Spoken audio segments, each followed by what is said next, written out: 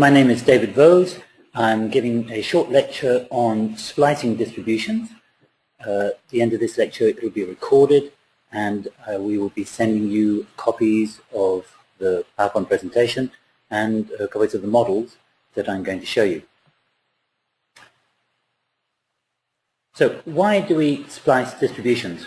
Well, the problem is that very often we have a set of data where the body of our data is fit very well by one of the distributions that are available in ModelRisk, for example, but then we have extreme values in the tails of the distribution that don't readily conform to the distribution that fits the majority of our data.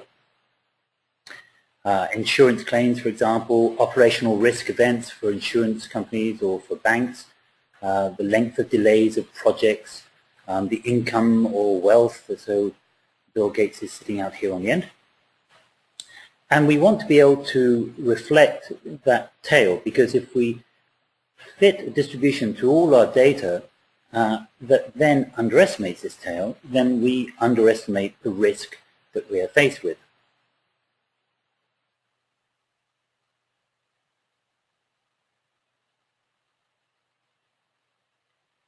So, the principle of splicing a distribution is that we have three components.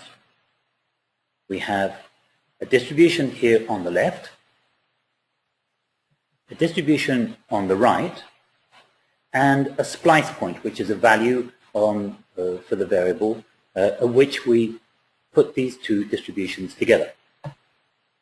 Now that might not seem like too difficult a thing to do, but actually it isn't that simple, because we have to match the densities at that splice point.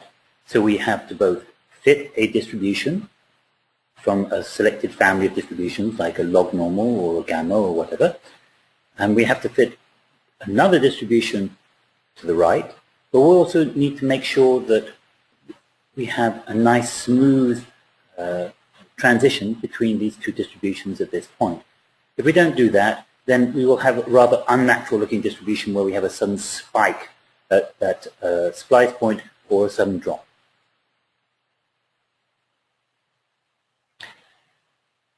Usually, we have the variable that we're interested in has a long right tail.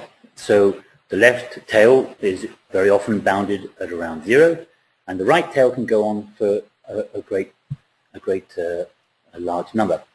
So both the left and the right distributions will tend to be right skewed, meaning they've got a longer tail to the right than they have to the left.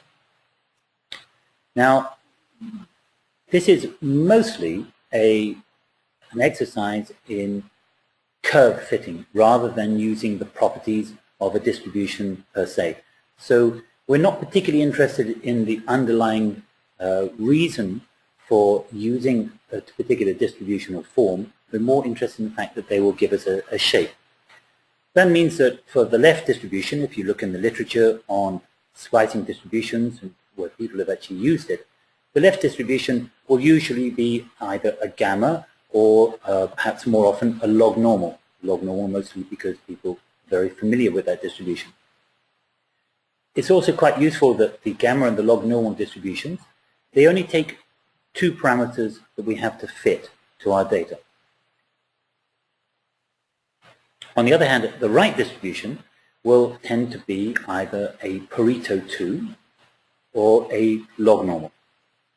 Now, the Pareto 2 is often used, or sometimes a Pareto distribution, but the Pareto 2 is the one that's most often used because it takes a minimum value of 0, which means that when we want to splice a distribution, we're not going to end up with a Pareto distribution like this, where we want to insert a splice point that is outside the range. So a Pareto distribution itself can, say for example, start at the value of 4, and you can't clearly splice it at a value of 3. Whereas a Pareto 2 distribution starts at a value of 0 and has a long right tail, and so that tends to be the one we most often use. We also often use the Pareto distribution as opposed to the log normal because it has these long tail properties, or fat tail. It means that you will probably, if anything, overestimate the risk of extreme values, but you're very unlikely to underestimate the risk of extreme values. The splice point is something that you nominate for yourself. Generally, we could say that the splice point is selected visually from some fitting of graphs. So we might look at a data set, this one here. We might say a splice point somewhere around 5 to 7 would be appropriate. That's even down as far as 4. Certainly we wouldn't be splicing somewhere up at 8 or 9, neither would we'd be splicing somewhere down at 2 or 3.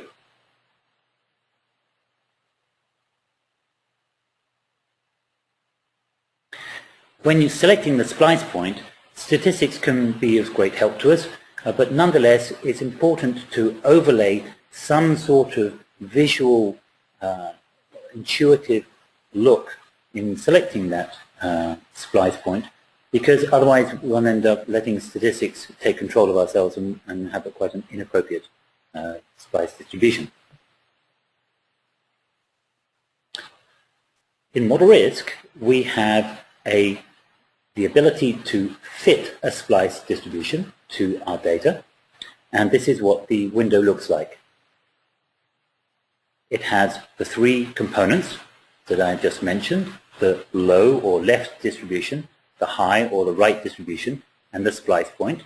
So in this case we've nominated a gamma distribution, a Pareto distribution for the low and the high, and a splice point of 6. You see here the value of 6. The histogram is of the data, the same data I showed you a little bit before, and you can see in red the splice fitted distribution to our data. Really, there is almost no situation in which we would use a splice distribution unless we were fitting it to our data.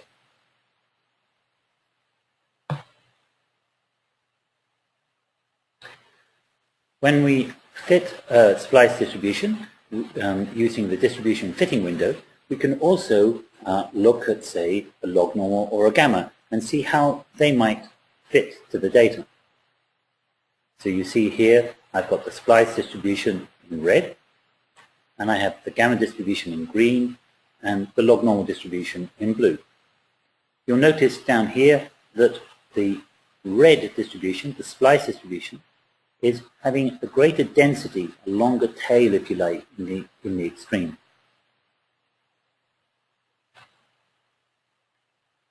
Within the distribution fitting window, there are other charts that you can produce.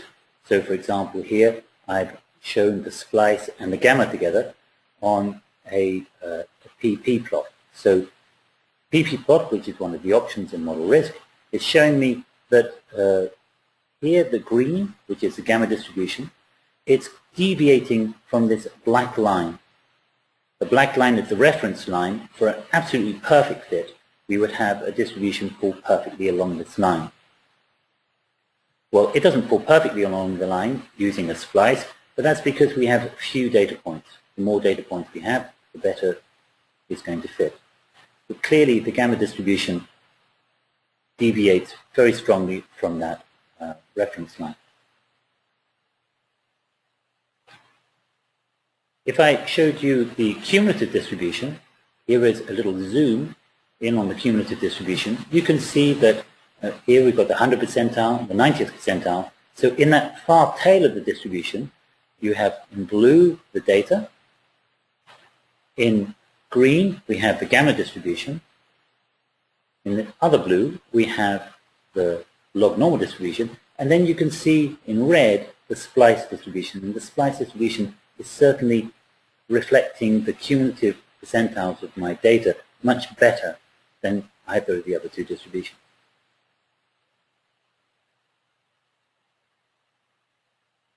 Well, how do we choose the splice point? Here you'll see the data set again, and below that I've tried to align a little graph here from 0 to 10 where I'm looking at the likelihood of my data coming from the splice distribution, which is a combination in this case of a log normal and a Pareto. I'm looking at what happens if I change the splice point. So I've chosen values between 2 and 8, 2 over here, 8 over there. I feel pretty confident that I should attach a splice point somewhere in that range. And you can see that we've got a relative likelihood factor which goes up and down a little bit, but it absolutely peaks around this value of about 6.5. So because a value of 6.5 is giving me the maximum likelihood, the maximum probability that my data could have come from such a splice distribution, this is the point, around 6.5, that I would choose to use. And I'll show you the model that will allow you to estimate where that splice point should be. So in this model, I've got a set of data, the same set of data that produces histogram plot, and I've ranked it from the largest down at the bottom to the smallest. So there's 460 odd data points. And what I've done here is I've taken the average of two values. I haven't picked the very extremes because I'm never going to splice right out in the very tail. I picked the average, the midpoint between these two values, and I've done that all the way down here. And I'm using Vose splice fit.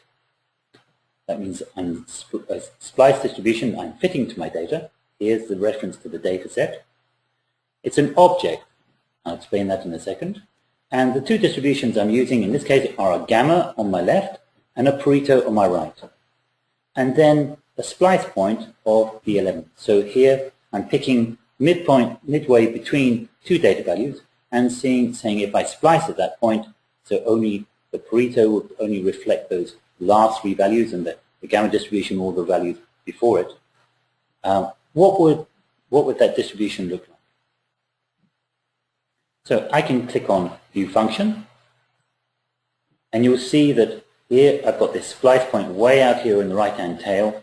This is all a gamma distribution, and then just a tiny, tiny bit of the right-hand tail would be the Pareto. It's not a very good idea to splice at that point, clearly. But if I change the values, so I'm getting further and further in towards 0, then I get a different fit. So I pick something like this down here and click on View Function or this ribbon, and you'll see that now I've got a splice point here, somewhere in the middle, and there is that gamma distribution fitted to the data on the left, and then a Pareto distribution fitted to the tail. That looks fairly decent.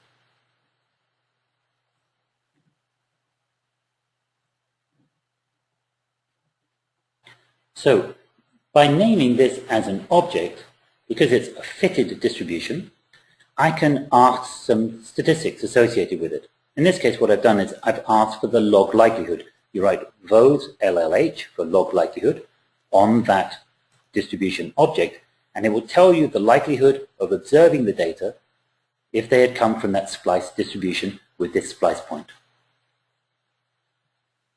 So in each of these equations, it has found the best fitting gamma distribution, the best fitting Pareto distribution subject to that splice point.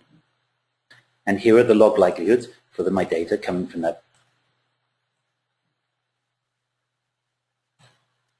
Now what I do over here is I'm saying, let's try and find the difference between the log likelihood of any one of those individual values and the maximum. And if I then plot these two together, so if I plot the splice point here and a relative measure of likelihood, I get this curve. So this curve tells me that down at 0, that means I've got no chance of the data coming from there, and I get a peak at this point here, which is the point at which we have the maximum chance of the data having come from that distribution. And you can see that it's peaking somewhere around 6.5. I've got a little bit of logic in here. The best splice point, what I've done here is I've searched within this data set for that point which makes this log likelihood or relative log likelihood as big as possible. And then I've created my final distribution, which is of both splice fit object. It's fitted to my data using this gamma distribution on the left, the Pareto distribution on the right, and spliced at that best fitting splice point. And we can view function that, little VF to remind me. Click on view function, and there you will see where it decided the best place to have spliced this distribution. On the left, we've got the gamma. On the right, we have the splice distribution. So, quite simple really. There isn't anything particularly difficult about this. If you're using ModelRisk, to try and do it yourself is, without the software, is a little bit more difficult, certainly because you have to do a fit to both distributions, the gamma and the Pareto, or whatever combination of distributions you choose. But you also have to make the densities match each other, and that, I promise you, is not quite as easy. So we'll send you this model so you can have it and play with it, and you can very readily adapt it to your own risk analysis problems. So here was the point at which I spliced my data. Just to remind you, it's the point at which we have the maximum likelihood.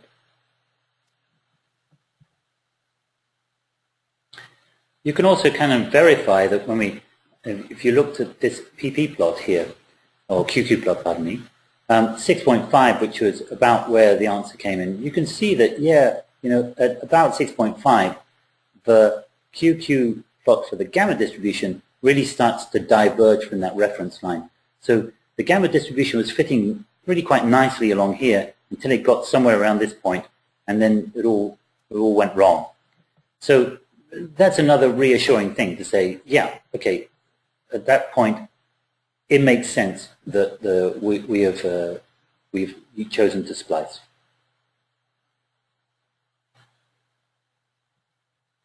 So what are the results? Well, here we compare each fit to the data. Here we've got the Pareto distribution on its own. Well, clearly the Pareto distribution doesn't fit the data at all well. It might on its own fit well to the tails, but it will never fit properly because it's being very much influenced by the bulk of the data at the low end of the distribution range. The gamma distribution fits quite well, but it underestimates the risk of high values, because you see that gamma distribution has got values nearly 100% up here. It's not allowing for these extra values. The data is shown in light blue, and the splice distribution you can make out is in purple. So the splice distribution is fitting very well to my data. Just zooming in on that top part of the previous figure, you can see more clearly you've got the original data set in this light blue, you've got the splice distribution in purple, and you have that gamma distribution which doesn't really give enough probability of being in the high range. Just to remind you that if you do fit distributions that you want to splice, you end up with this problem here. What I've done here is I've looked at the gamma distribution on its own that I fitted to my data, the Pareto distribution on its own I fitted to my data, and you can see really that's a bit of a mess. They don't meet each other. This Pareto distribution needs to be elevated to come up higher. This gamma distribution needs to be reduced a little bit so that they meet each other. So here you can see the overlay. I've got the splice distribution in green. I've got the blue distribution with the original gamma, which is stuck here. The Pareto at this point. And you can see how the Pareto has been raised up to make that tail work properly. You can see the gamma distribution has been dropped a little so that we have the area under the curve equal to 1, which we need for any distribution. But we've now got a nice smooth curve.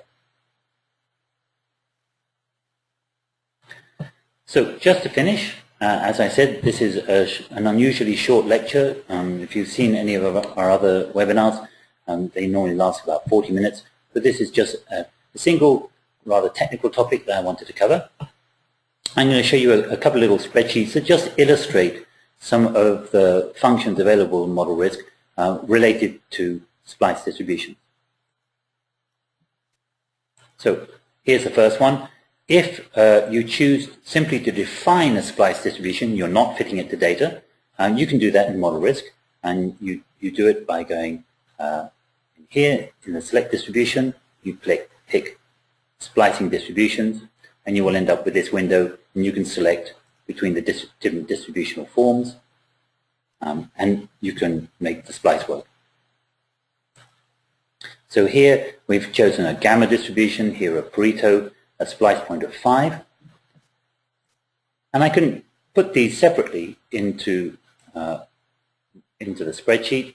Here I've written Vos gamma object, and here Vos Pareto object with their appropriate parameters.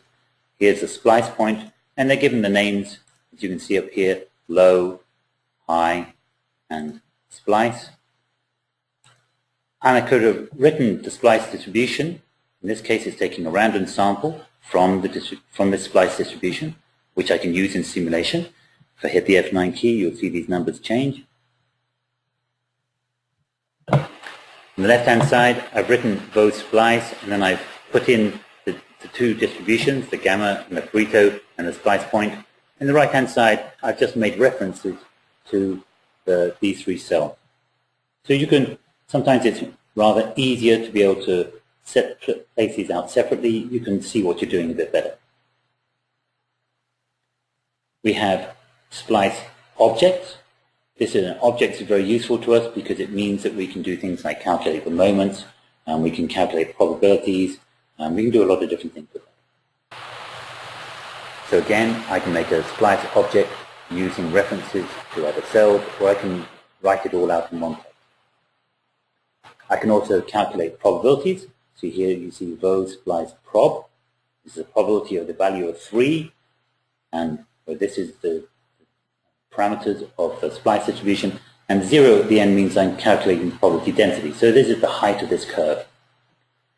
I can also calculate the cumulative probability. So Vos splice prob, here's the value 3, the parameters of the splice distribution, and 1 at the end to show that I want the cumulative probability. This is the same as all of our other functions in ModelRisk. So if you simply wanted to define a splice distribution, you can go ahead and do that in ModelRisk. You have all of the functions that support the inclusion of a splice distribution without indeed fitting it.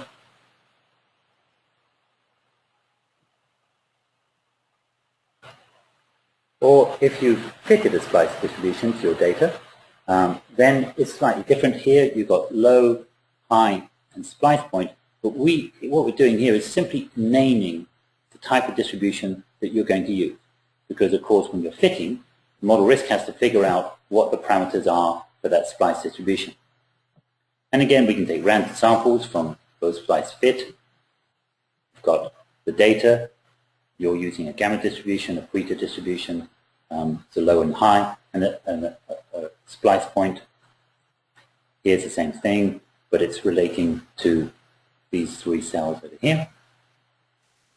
And again, we can calculate the probability, or in fact we can also calculate log 10 of the probability, something that we use in ModelRisk a lot, because when you have a lot of probabilities being calculated and you're adding them all or multiplying them all together, you end up with numbers that Excel can't handle. So having log 10 of those probabilities ends up being very useful sometimes.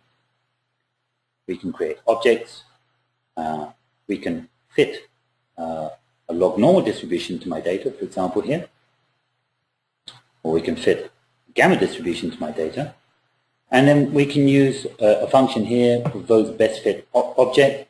And this best fit object is going to figure out which one of the three distributions, 1, 2, 3, is actually the best fitting in my data. And here the 1 means that it's using the Akaike information criteria, which you can see in this screen capture, is one of the statistics of fit. That means that it's figuring out which one of those three distributions, the splice, the log normal, or the gamma, is actually the best fit. And it's writing it in from here. And you can see it says both splice. So it was a good idea to fit a splice distribution to my data because it's a better fit to my data than either the log normal or the gamma. So you can always have the option of putting it in, saying, I'm thinking about fitting to a splice distribution. Does it give me any extra value? Is it a better fit? And if you're familiar with the ideas of Akaike information criteria, AIC, or the others, the Schwartz and the Hannan-Quinn, you'll know that just because you get a better fit, that doesn't mean that you will appear as the top fitting distribution here, because you might have used a lot of extra parameters. You can imagine that with a splice distribution, we've got 2 extra parameters for the Pareto, and we've got an extra parameter for the splice point. Well, that's 3 extra parameters we're using. It's easy to get a better fit with 3 extra parameters, but the information criteria take account of that.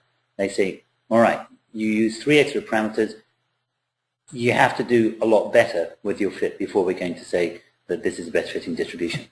But still, it is.